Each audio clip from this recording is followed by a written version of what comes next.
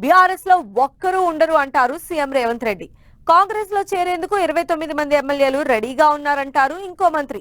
ఇదిగో వీళ్ళంతా హస్తంగూటికి వచ్చేస్తారంటూ పేర్లతో సహా చెప్పేస్తారు మరో నేత. పలానా ఆయన కాంగ్రెస్ లో చేరికకు డేట్ కూడా ఫిక్స్ అయిపోయిందంటారు ఇంకొకరు. ఇంతకీ కారు దిగి కాంగ్రెస్ లోకి వస్తున్న వారెందరు? అంతన్నారు ఇంతన్నారు, కానీ ఇప్పటికే 5గురే చేతిని అందుకున్నారు. ఈ 5గురిని కాపాడటానికి కాంగ్రెస్ ప్లే చేస్తున్న మైండ్ గేమా, లేక నిజంగానే 3 రంగుల జెండా పట్టడానికి గులాబీ నేతలు ఉత్సాహం చూపుతున్నారా?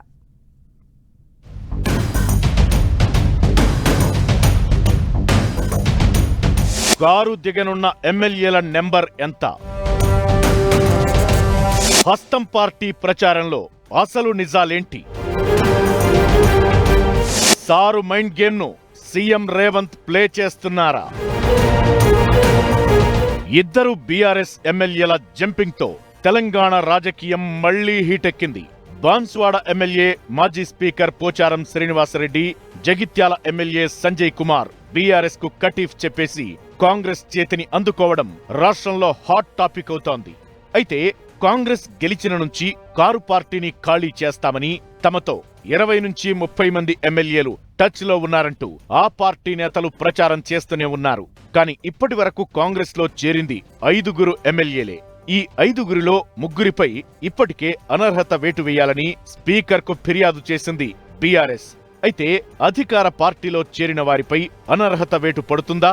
అనర్హత వేటు నుంచి తప్పించుకోవడానికి ఇంకేమైనా ప్లాన్ చేస్తున్నారా అనేది ఇప్పుడు తెలంగాణ రాజకీయాల్లో విస్తృత చర్చకు దారితీస్తోంది.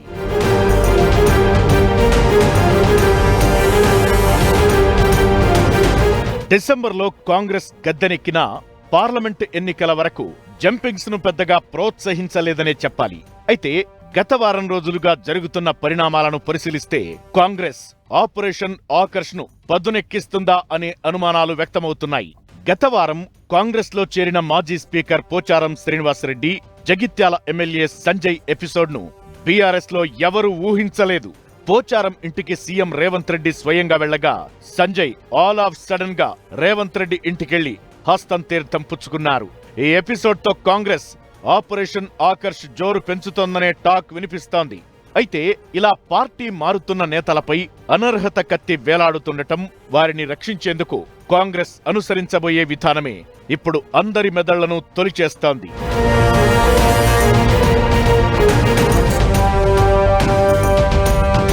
బీఆర్ఎస్ నుంచి 26 మంది ఎమ్మెల్యేలు వస్తేనే ఇప్పుడు చేరిన 5గురి ఎమ్మెల్యేలు సేఫ్ గా ఉండే అవకాశం ఉందని అంటున్నారు పరిశీలకులు.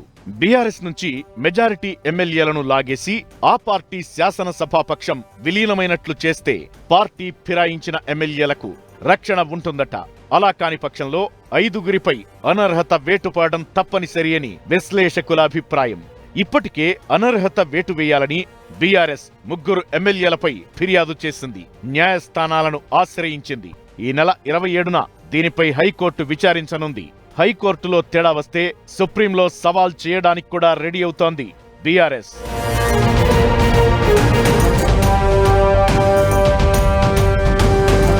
బీఆర్ఎస్ పిటిషన్లతో పార్టీలో చేరిన ఎమ్మెల్యేలను రక్షించుకోవడంపై ఒత్తిడి ఎదుర్కొంటోంది కాంగ్రెస్. 26 మంది ఎమ్మెల్యేలను ఆకర్షించాలని ఆ పార్టీ ప్లాన్ చేస్తే ఇప్పటికి వలకు చిక్కింది కేవలం 5గురే. మిగిలిన వారు కారుతోనే మా ప్రయాణమంటేనే చిక్కులు ఎదుర్కోవాల్సి ఉంటుందని భావిస్తోంది కాంగ్రెస్ అగ్రనాయకత్వం. అయితే దీనికి ప్లాన్ బి కూడా సిద్ధం చేస్తున్నట్లు ప్రచారం జరుగుతోంది. గతంలో మాజీ సీఎం కేసీఆర్ అనుసరించిన విధానాన్ని పాటించి ఎమ్మెల్యేలను సేఫ్ గా ఉంచాలని చూస్తోంది.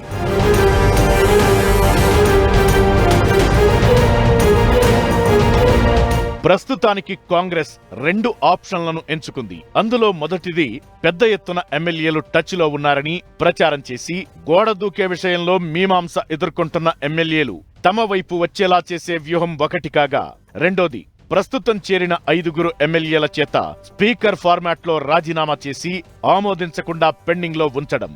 ఇలా చేయడం వల్ల అనర్హత వేటు నుంచి ఎమ్మెల్యేలను రక్షించవచ్చనేది కాంగ్రెస్ నేతల ప్లాన్. దీనికోసం ఇటీవల హిమాచల్ ప్రదేశ్ హైకోర్టు తీర్పును తెరపైకి తెస్తున్నారు. అదే సమయంలో అనర్హత విషయంలో 3 నెలల్లోనే నిర్ణయం తీసుకోవాలని ఈ మధ్యే సుప్రీంకోర్టు సూచించింది. అయితే సుప్రీంకు చిక్కకుండా ఎమ్మెల్యేల రాజీనామా ఆమోదం అనేది పూర్తిగా స్పీకర్ అధికార పరిధిలో ఉంటుందనే హిమాచల్ హైకోర్టు తీర్పును తమకు అనుకూలంగా మార్చుకునే వ్యూహాన్ని ఎంచుకుంటోంది హస్తం పార్టీ. ఈ పరిస్థితిలో కాంగ్రెస్ యాక్షన్ ప్లానే ఆసక్తికరంగా మారింది. 26 మంది చేరితే విలీనం, లేకపోతే రాజీనామాలతో గేమ్ ప్లాన్ రక్తి కట్టించాలని చూస్తోంది కాంగ్రెస్ నాయకత్వం.